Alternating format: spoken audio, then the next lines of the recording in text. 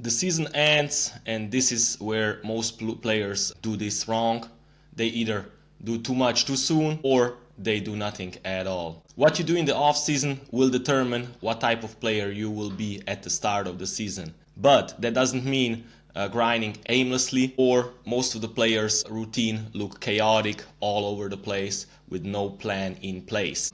If you wanna nail your off season, you wanna watch this video until the end. I've put more than 20 man hours in preparation of this video, along with 10 plus years of experience as a player and as a strength coach. I've done some of these mistakes myself. Learn this from me so you don't have to repeat my patterns. So anyways, let's get to it. Let's start with first rule of the off season.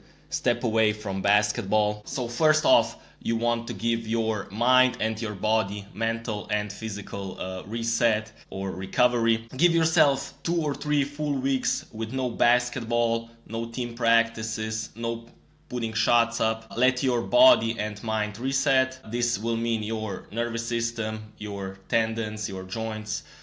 They all need a break from 10 months, 9 months of basketball. I know this will be hard for most of you, and this might sound controversial, but you should get hungry again to see that basketball. So force yourself to take some break.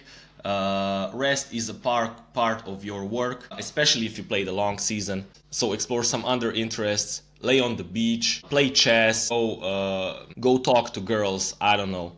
Trust me, I've seen countless players play national teams, play travel ball during the summer only to get injured either start of the next season or a few seasons afterwards. So I've seen surefire professional talents, D1 talents that didn't make it just because they did year-round basketball. So you don't want to get ACL, meniscus tears, Achilles. These are all somewhat preventable injuries if you just work with some plan in place. You can still pursue some other sports. You can go play beach volleyball. You can swim, lift weights like I said. You don't have to sit in front of a TV or just lay on the beach, but just do something other than basketball. Alright, now that we got that out of the way, we go to point number 2 is start with the feet. So we're gonna talk about ankle health and some extensive plyometrics. If your ankles aren't fully healthy, nothing else matters. We know that basketball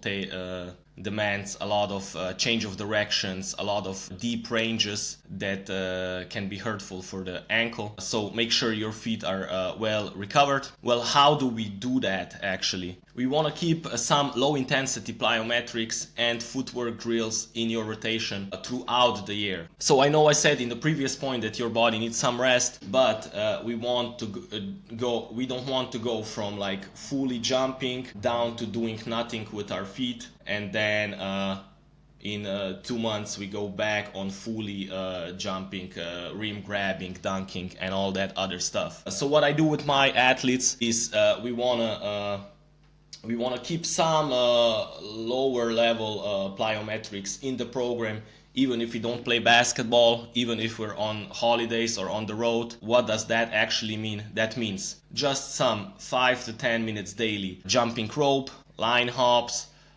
barefoot balance work, ankle mobility exercises, or slow eccentric for the Achilles. Mostly during the summer break I start with these exercises barefoot. You can follow along few exercises here that I got for you, but those are just some easy light barefoot mini jump series I call them. Then we even add some deep tier plyometrics, which we can do body weight, so we don't even need weights for that. And don't forget, especially my big guys, don't forget about the toes, so big toe mobilization, making sure we are walking in our socks or barefoot and using our toes throughout the summer, because during the season we all in our sneakers almost 24/7, right? All right, Let's move on to number 3, which will be a logical progression of that, is never ever skip leg day. So obviously all of the professional basketball players have durable and strong legs. That doesn't mean they can just run fast, jump high, but they can also absorb contact. They're really very good in the deceleration part, so stopping can going. And obviously you want to have your legs, knees and hips healthy.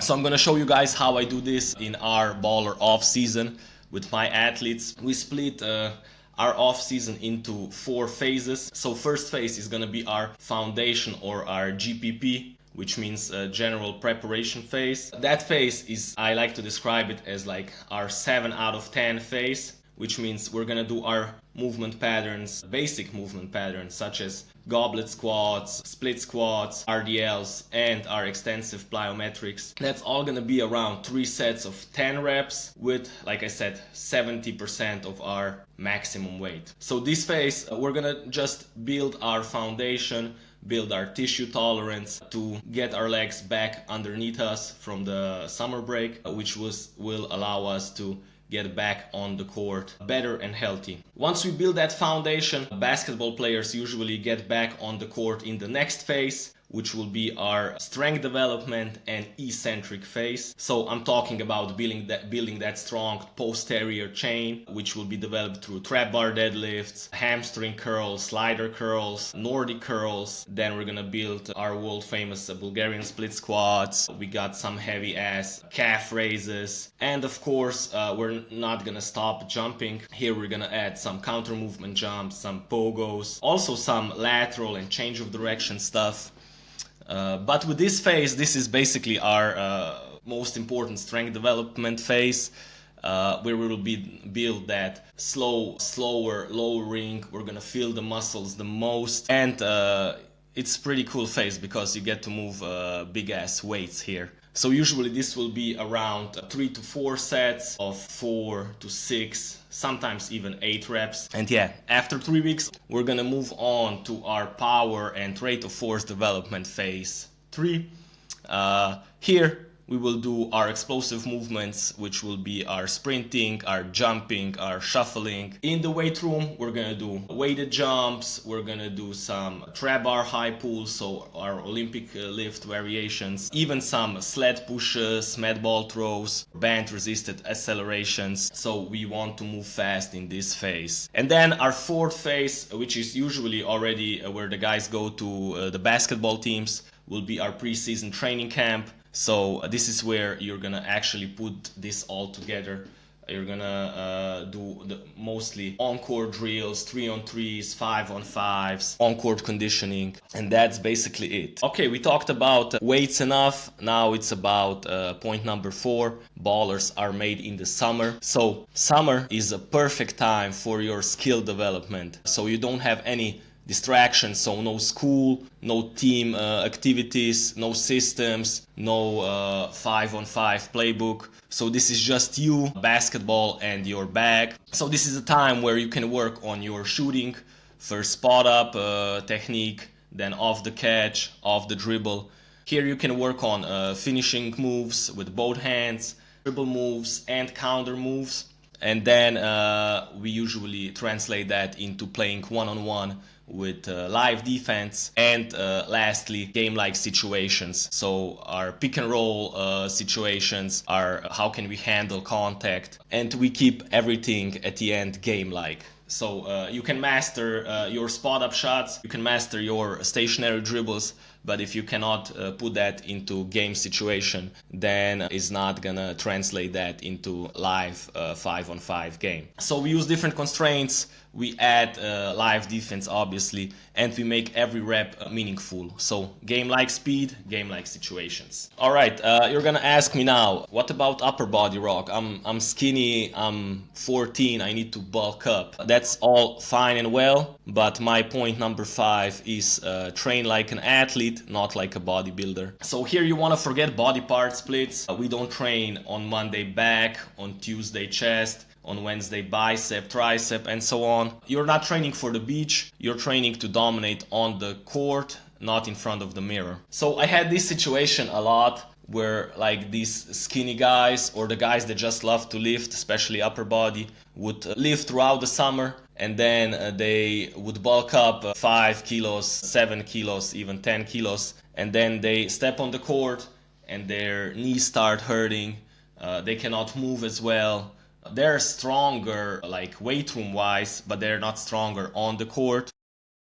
So bodybuilding or weight sessions aren't just so you can lift more weights and look better in front of a mirror, but you don't want to forget about being active year round. You don't want to forget about the landing drills, core stability exercises, rotational movements, sprinting, change of direction and footwork.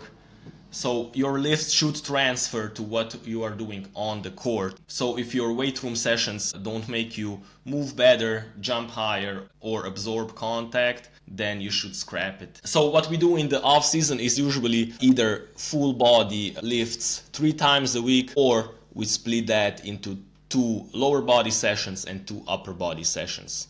So if you want to become a basketball player, if you want to be a good athlete, make sure you forget about bodybuilding splits and or powerlifting lifts, and you actually train like an athlete. All right, one more overrated thing for point number 6 is conditioning is way overrated during the summer. So unless you've been inactive, injured, or you need to lose weight before the season starts, you want to delay your conditioning development for the last 2 weeks before the preseason. Why? Because there is only so much time that we have during the off season, and we want to use that time for other developers. So instead of running laps, doing countless conditioning drills, or running suicides, what we want to focus on the early part of the off season is your first building body the right way, and then speed development, your skill, basketball skill development, some pickup games, and we can even get some conditioning done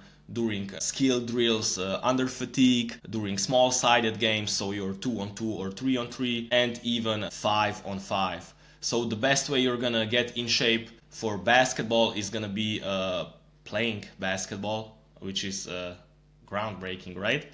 But most of, like 80% of the players don't need to worry about being in good condition once the training camp starts, but they need to be worried about building strength and setting the body the right way. Once 10 days before the training camp or the preseason, we will usually ramp up and add some conditioning drills to our workouts, but they will naturally blend with our basketball specific work. So yeah, make sure you remember running laps or like doing CrossFit type of workouts are the things of the 90s or 2000s.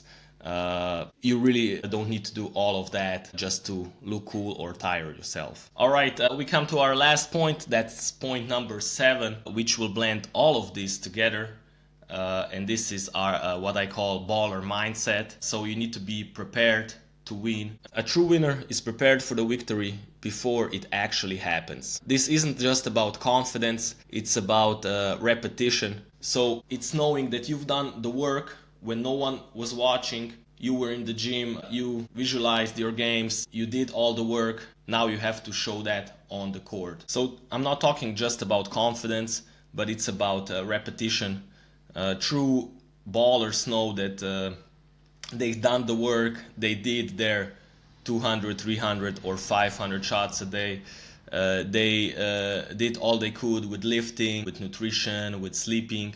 At the end of the day, you still gotta step on the court, and you gotta believe in yourself that you're a true winner, and all you can do is give it your all. But it is way easier if you have the right team around you, so your strength coaches, your skill development coaches, your teammates even. So the summer is a good way to link up with some of the players you maybe play against the whole year, or even some older players, and watch and observe how college players or pros are training. That's why we build a system through baller off-season training camps, where we actually train 3 groups all the way from 10 to 14-year-olds up to the pros in one place, where they can all learn from each other and make each other better. That's why if you're in Slovenia or close to Slovenia in late July and early August, I invite you to check out our our ball or off-season training camp. I'm gonna pop up link somewhere here. If not, I still developed my basketball off-season program,